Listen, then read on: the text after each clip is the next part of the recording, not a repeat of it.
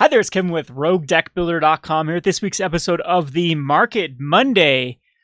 Oh boy, strap yourself in. We are on for a ride for yet again the coming up to Christmas season and the products lines that are going to be released from Wizards of the Coast, just making me scratch my head.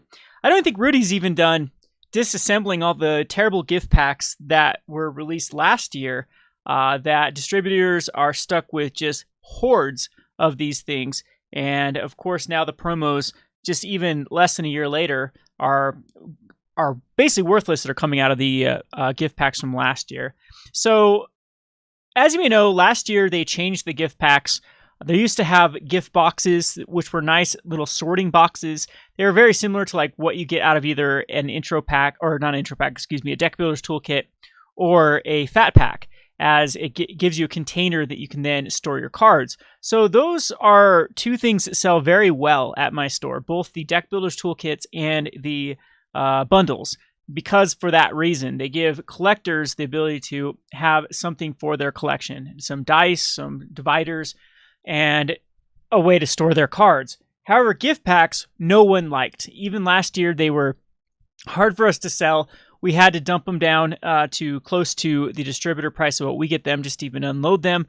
We actually ended up disassembling most of them just to sell the packs, as it is easier to break them down, sell the packs, get rid of the promos and the lands for next to nothing, and try to break even on that. So lo and behold, before we get talking about these game night packs, it has been announced that Wizards of the Coast is releasing gift packs, but there's a spin.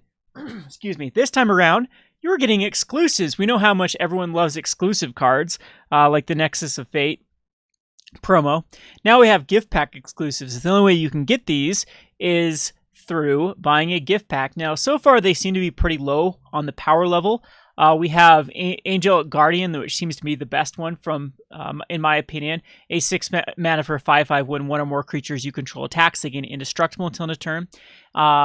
That is more reasonable than the blue and the red one, and the Phoenix seems pretty meh as well. The Rampaging Brontodon is also going to be, I think it is playable. You never know if you can actually cheat this out, and cheat it out with haste is what I'm getting at. And you control like 6 or 7 lands. You're attacking in for quite a big creature with the Rampaging Brontodon. So anyway, that's just some food for thought. The Angel Guardian and Rampaging Brontodon, I think, are on the verge of standard playable. The other three, though, are pretty lackluster, pretty laughable to hit standard play. However, that's the way that they're going to incentivize these gift packs this time around, is they are going to have exclusive cards in them. So I think it's a bad idea for Wizards to keep going this route. It seems to me that Wizards is more geared towards the whole clickbaity sales of Walmart and Target, rather than cultivating like a good product line. We've had people very disappointed with the last Master sets, now with the last Commander sets. There's just not a lot of good things going for Wizards of the Coast right now as far as their product line is concerned. So going forward, I think that Wizards needs to have a home run knock out of the park. Speaking of the last one that everyone thought was such a great idea, and now I'm the only one laughing right now because I was the only person in this community. Let me repeat that. I was the only person in this community that warned about the challenger decks, that they were a bad idea. And now distributors and local game stores are sitting on a metric ton of challenger decks that are unmovable and are not nearly worth the contents that are in them. So again, that was, in my opinion, a bad product line, and just a bad move going forward with Magic. So what are these packs that are coming out? These are called the Game Nights. So a couple weeks ago, I told everyone to sell their Galtas because they were included in a thing called the Spellslinger, which is also another clickbait product line, where people that are just in the game section of Walmart were like, oh, look, a Magic product that's a complete deck. I'm going to buy this. But it's, yet again, it's one of those very low value, low playable, basically just slapped on a welcome deck, throw a few more cards in it. Basically what the old intro packs used to be, rebranded as the Spellslinger deck and now as the Game Night deck. So this Game Night deck is going to be a $40 MSRP. It's going to contain 5 decks, and each deck is going to be a single colored deck with a little bit of in my opinion, a lackluster theme. And this white one is more of a go wide type theme. You can see that there's a Benelish Marshall and a Mentor the Meek. And so it's just trying to build around this. And the thing is, these also look pretty terrible to play in multiplayer. Most of them seem to be balanced. They have a card that comes out to them, another exclusive card that is meant for multiple players. So this one's a Militant Angel. And mind you, these ones are not standard legal. So right here are not standard legal. However, the decks are mainly standard cards. So that's another one that gets me scratching my head with this Militant Angel. Or these game night decks is what exactly are they trying to accomplish with this? If they just want a fun game experience, then why'd they print so many standard legal cards? When I was looking through this whitelist, the only cards that aren't standard legal is this Militant Angel, as well as the Always Watching and I believe Subjugator Angel. The rest of these cards there are a few commons that are rotating that could have easily be replaced though. Look, Ixalan, I guess Aerial Responders rotating, M19, M19, M19, M19, M19, M19, M19, Ixalan, M19. Basically, this is just M19 intro packs rebranded under a new flavor. So Militant Angel works with multiple opponents. When it enters the battlefield, you create a number of 2/2 white knight creature tokens with vigilance equal to the number of opponents you attacked this turn. So the more opponents, the merrier of how many knights you're going to be able to assemble. And it's the exact same for the rest of these decks. So the blue deck has the Inspired Sphinx that draws cards equal to the number of opponents and then can create Thopter tokens. This card does not seem mythic to me at all. And there are some interesting reprints in here from the M19 set, like the Psymaster Thopterus. We had the Benelish Marshall from Dominaria, but also we had Valiant Knight and Mentor the Meek. So one of the things that I had said a couple of Market Mondays is how much I liked M19. I might have to retract that because it seems to be a lot of the value, especially there are some good targets right here. A lot of the cards I like to invest in are between the $1 and $3 range, as I think they're the easiest that are profitable to move, and you have the most potential growth as far as percentile growth with those specific cards. So you also have the least amount of risk because those type of rares seem to hold value if they don't see play somewhere just from the casual level. It's a lot easier for a $2 rare to hold its $2 price tag than a $4 mythic is to hold its $40 mythic price tag. So that's why it's just kind of a safety thing that I like to invest in those type of cards. And a lot of the reasons why I liked M19 was so much was cards like Valiant Knight and not really Mentor the Meek, but Psymaster Thopterus. And we had the Death Baron that's being reprinted, and the Graveyard Marshal, two of them right here that are being reprinted in this sealed product here that is coming out in November. So you can take a look through it. I wonder if I think Goldfish does have the pricing up for these. Yeah, here we go. So you're getting $11 from the without the mythic. So the Militant Angel doesn't have a price right now. These, if anything, if this does hold true, sort of like the Planeswalker decks, you can expect these to hold a price tag, I would say, between $4 and $7, I think is what we'll see with these, as people want these for commander decks and not want to be picking up these. So the only way these get into the secondary market is if people actually buy these. You might see people break these down if it ends up being worth it to break down if they are between $5 to $10 a piece, and you can make $50 right there. Yeah, you can make $20, $25 just by selling these promos. Then if you get them at a distributor at 50% of the MSRP, so you get them for $20, you're going to see the mass box openers do that. And so actually, yeah, I'm thinking $5 is kind of the cap that we're going to have for these cards. So give or take, the bad ones are going to be worth less. The good ones are going to be a little bit more. So this Phoenix is going to be worth nothing. The Inspired Sphinx is going to be worth probably, I would say, on the average end. And the the red one was now I'm getting two of my products convoluted here. What was the red one? Let's look at these again and see if there's actually any good one. So the blue one seems okay. The Militant Angel seems quite lackluster. The blue one seems okay. The black one seems great. The Hulk to return X zombie cards from your graveyard to the battlefield where X number of opponents you have. That's a pretty cool one that I think zombie commander decks will want. The Goblin Goliath has a way to double source damage, so I'm sure decks will want that as well. And then the Avatar of Growth costs 1 less for each opponent you have. And each player searches their library for up to 2 basic lands and puts them on the battlefield. Jeez. Talking about a group hug card. This, I think, is going to be the most popular one out of them. So I think that the Avatar will hold a little bit higher than 5. And the white one will hold way less than that. We can look through these. We have a Siege Gang Commander getting another reprint, Demanding Dragon getting another reprint. So this is another one that got double dipped, not double dicked, from Double Dicked Works 2 from the Spellslinger deck, as well as this box set. What is this? Game Nights deck as well. So Demanding Dragon, if you were looking to invest in these, I think at this point they're not investable, with just being too many ways to get into the secondary market. It was great looking how poorly M19 was selling, but now, yeah, there's a lot of cards that did have some ability to go up in value. Now I just don't like M19 whatsoever. Look at the green deck, Rex Sage on there again. 2 Thrashing Brontonons. If you have Thrashing Brontons, move them now. I think this is going to be quite a few entering the... I mean, they do see... It depends on Stompy. Stompy still might want them. And at that point, an uncommon from Rivals of Ixalan being printed as a 2 of, maybe that's not that big of a deal too. But it is $2.50 right now. I have a hard time seeing it hold that price tag. Anyway, I digress. So Galta getting another, had the Spellslinger as well as in here. I think even get a Plaka Worm in here. And another Nissa's Revelation, huh? I remember that card.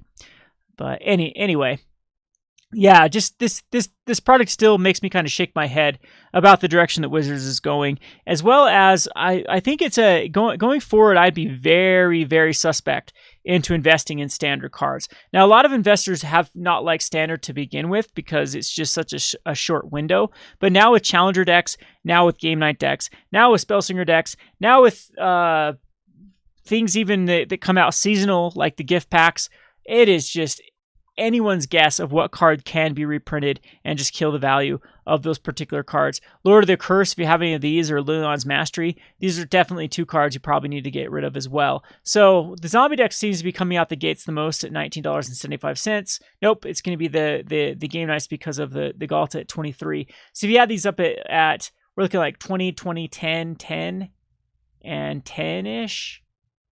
Yeah, people are going to definitely be box opening these just to sell the singles, and this should crash the price of any of these cards that hold any sort of value. So, again, I think this is a bad idea. I also think we will see Challenger decks again, probably around the exact same time as we saw them last time, so it was like February. So, be looking at Dominaria cards Dominaria, Core 2019, Rivals, and Ixalan to be reprinted even in the Challenger decks. And I guess the Wizards, they found like this groove for now. I mean, intro packs lasted years and years and years. A lot of that product line did. And so I think going forward that they're just going to be rebranding kind of the same old decks into new names. It's funny how they took the names of Game Nights. Isn't that the name of a popular YouTube channel, as well as Spellslingers, as a way to kind of brand these, to sell these off. So, yeah, kind of a weird era that we were entering in. So I'm kind of on a downer in Magic in general. I just got off a huge Dota 2 binge, as I was pretty hyped for the International 2018, which is the massive Dota tournament that had a prize pool of over $25 million. It had a pretty much a very, very vibrant crowd in the stadium. Has a very vibrant community, and everything was just fun.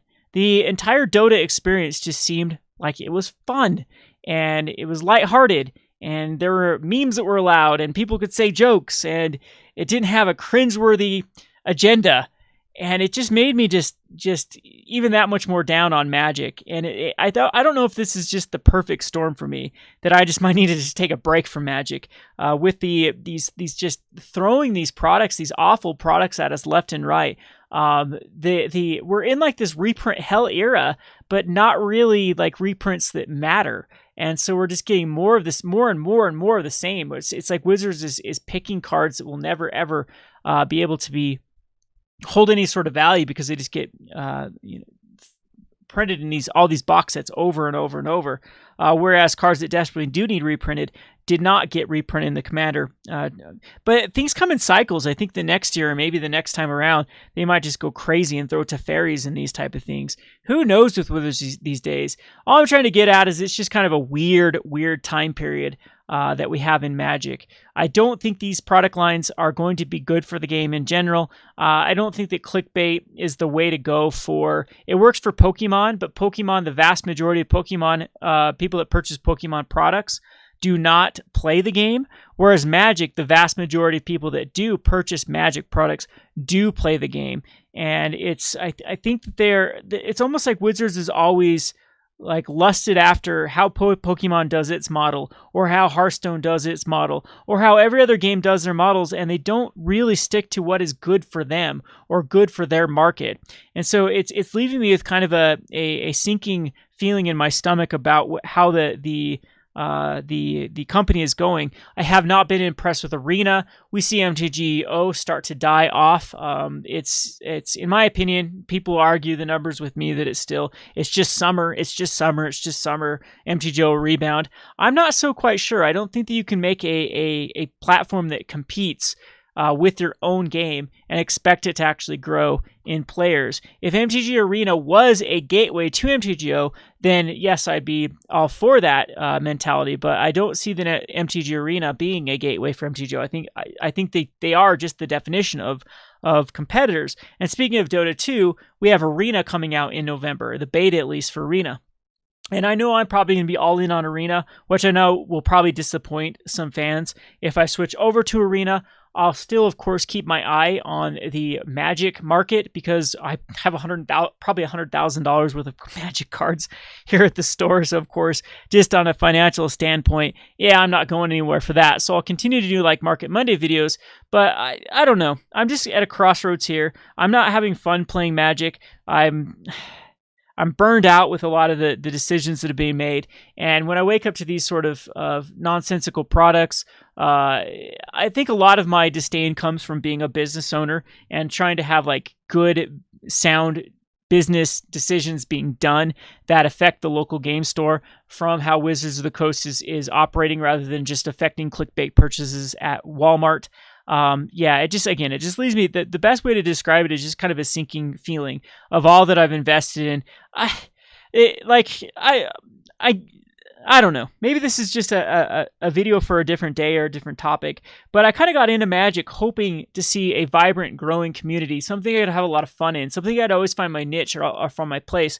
And I think just watching the Dota International over this week has just made me like want that community and not the kind of place or the community that I found here. Now, I do appreciate all of you that have been part of the Rogue Deck Builder, of course, all the patrons, all the people that watch Market Monday, but it's really, really just tasking day to day to be faced with these.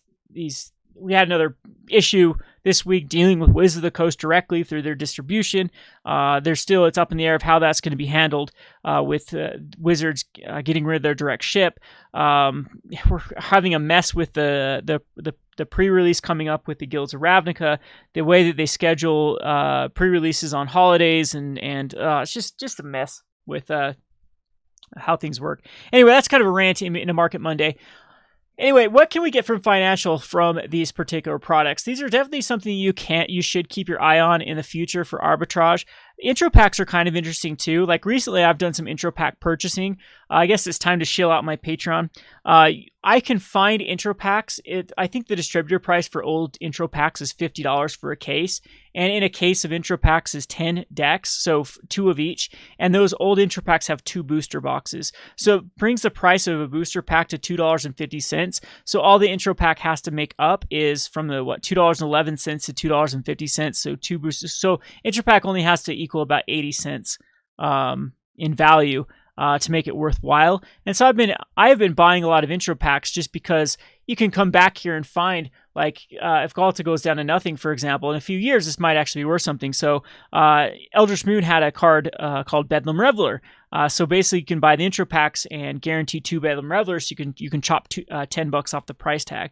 So that's where these kind of products get interesting, is if they do bottom out, if they don't move, and you can pick these up from distribution to then piece out. There is some money to be made for that, but it's not the most exciting work. It's a lot of labor intensive, and I've been doing a little bit of that recently. If you're interested in that, we still do have a lot of those products available from our distributor. What I do at my Patreon is I allow people that are on the $20 or above tier to purchase at least 5 products a month. So different tiers have different allotments. So you get 5 products at $20, 10 products at $25, and 25 at $50, and it just moves up. The higher up is if you spend $100 or more, you get unlimited products. So if you're looking to actually do this as a hobby, to this kind of arbitrage of piecing out type of old dead products, and selling them for the singles, definitely check out our Patreon. I can get you some cards or some of these and new stuff as well, cases and boxes for distributor cost.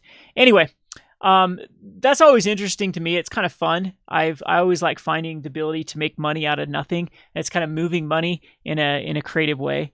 But yeah, so I guess that's the one silver lining I can get out of these. However, if I were to give these kind of a grade, these just don't seem to have any rhyme or reason, especially when they're like cross-competing with their Spellslinger. So Spellslinger is like a person wants to pick up a deck for 2 players, so they pick it up, right? This is they want to pick it up for 5 players-ish. But I mean, these aren't even that exciting of decks. They don't even really have that great themes to them. We have this like sort of ish, golem-ish with a welder automaton in here for God knows why this can't be another goblin. Why can't it be more of a hey, look, we got a lot of goblin theme here. Let's throw a Shivan dragon in here. Yeah, that makes a lot of sense. Hey, look, we got a nice little zombie theme going here. Let's go ahead and throw in a filigree familiar. Oy, oy, oy. I guess there's some Zulaport cutthroats in here too. It's just these products are so bad.